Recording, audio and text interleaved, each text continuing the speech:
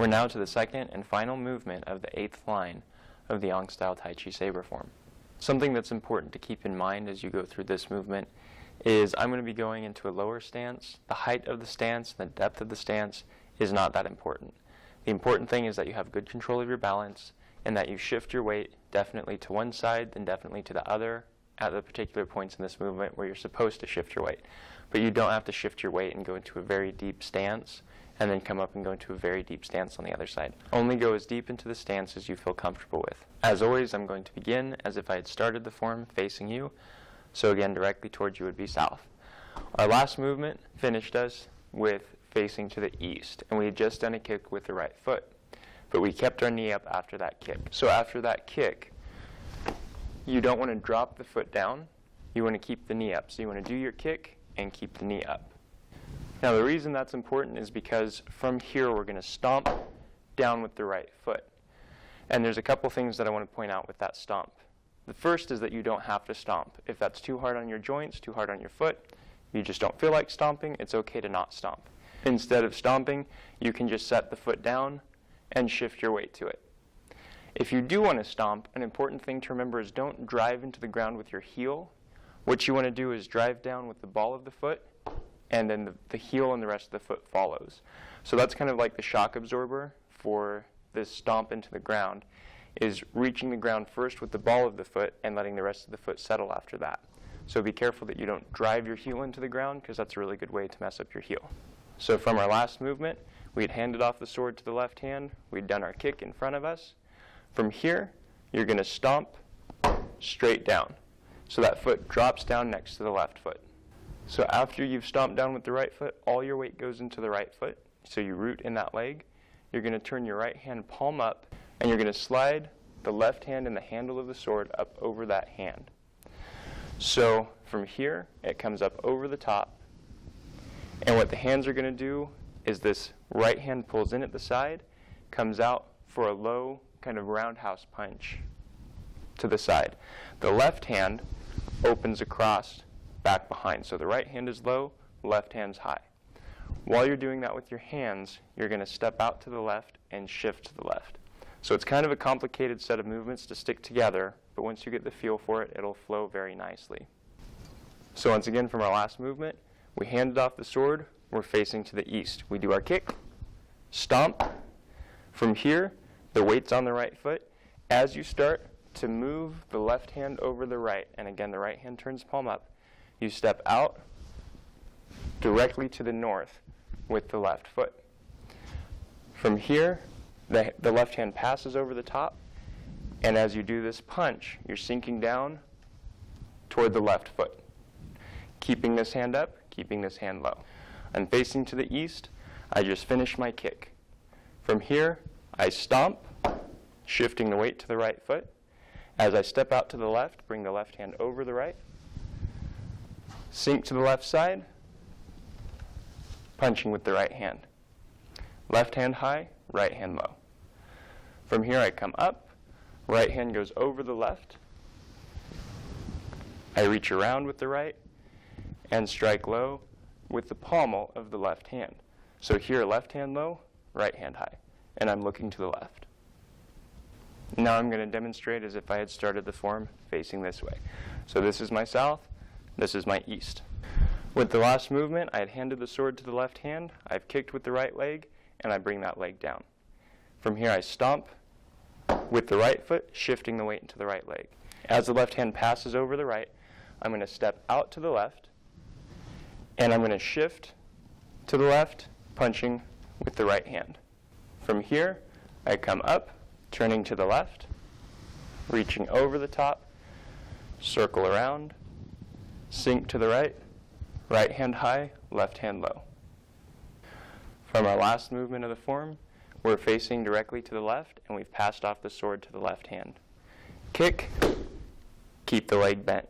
From here, stomp straight down, shifting the weight to the right leg, and you're going to push over the top of the right hand with the left, stepping out to the left side. From here, sink as you punch. From here, you come up, turning toward the left, reaching up over the top with the right hand, reach around like you're grabbing, and as you shift to the right, punch low with the left pommel. Now I'll demonstrate as if I'd started the form facing away from you. So this is my south, this is my east. From the last movement of the form, we did our kick. From here, stomp with the right. Step out with the left, sweep around, and strike with the right hand low. From here, come up, turning to the left, reach up and across with the right hand, striking low with the pommel. Again, from our last movement, we had our kick. From here, stomp, step straight out to the left. Shift to the left as you sink, striking with the right hand low, left hand up higher. From here, come up, turning to the left, right hand comes on top, turn it palm out and twist as you're pulling, and strike low with the pommel of the left hand. Now I'll demonstrate as if I had started the form facing this way. So this is my south, directly towards you is my east. At the end of our last movement, I'd pass the sword off to my left hand. Rooting in the left leg, come up and kick. From here, you're going to stomp straight down with the right foot, push the left hand over the right, and the right hand turns palm up as you do that. So from here, it's stomp, step out to the left, and then from here, shift to the left, striking with the right hand low, left hand up higher. From here, come up, turn to the left, bring the right hand up, reach across, and sink to the right, striking low with the pommel of the left hand, right hand's up high. From our last movement, I'm facing directly east. I've placed my sword in my left hand and kicked with the right leg. From here, I stomp straight down with the right, turn the right hand palm up, and begin to push the left hand over the top of the right hand. I'm going to step straight out in the north direction with my left foot. And from here, sink to the left, punching with the right hand low.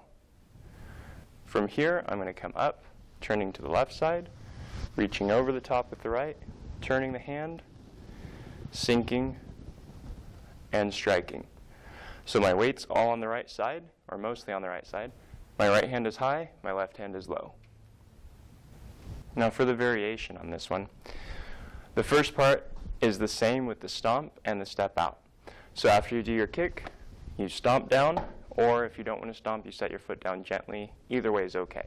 So here, foot goes down. You step out to the left, but not as far, and as you shift to the left, you stay up higher. Then from here, turn to the left. Again, left hand comes down, right reaches over the top, and you shift to the right, here. So the only difference is instead of being in a really low stance, I'm in a higher stance. Body motion's still the same, direction of movement is still the same, it's just I'm not bending the knees as far. So feel free to add those two modifications. Instead of stomping down, just set the foot down, and then when you step out, don't step as far, and don't sink as far when you go into the Taming the Tiger stances. That's all that there is to the second and final movement of the 8th line of the Yang Style Tai Chi Saber Form. I hope you found this video very helpful for you. Thank you so much for watching.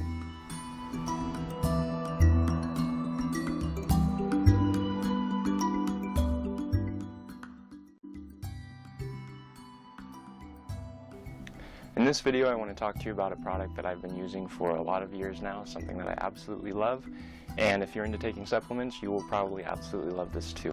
It's called Daily Complete, and it's put out by a company called Pure Trim. This is what it looks like. And the reason I love this so much is because, one, it's a liquid, so I don't have to swallow pills when I take it. 2, it has over 200 nutrients in it, so instead of taking several different supplements, trying to get the same amount of nutrients that I can get out of this bottle, I take 1 ounce of this and I'm done. Now, this is one of the products that I used extensively while I was over in China training, and I think it was invaluable for me for keeping my energy up and making sure I was getting proper nutrition while I was doing strenuous training all day long. Now, the last thing that I really like about it, that's awesome, is it's just simple to take. So if you're like, all right, it's time to take my supplements with my lunch or whatever, you literally just open it up, get a little ounce glass out, pour yourself an ounce, done, swallow it. And that's it. You're done. You've taken your vitamins for the day. Another nice thing is it tastes pretty good. It basically just tastes like oranges and a hint of vitamin flavor to it, if you know what vitamins taste like. So anyway, I hope you try it out sometime if you're into taking supplements. If you're not, I still hope you try it out, and I hope you learn to love it as much as I do. Daily Complete.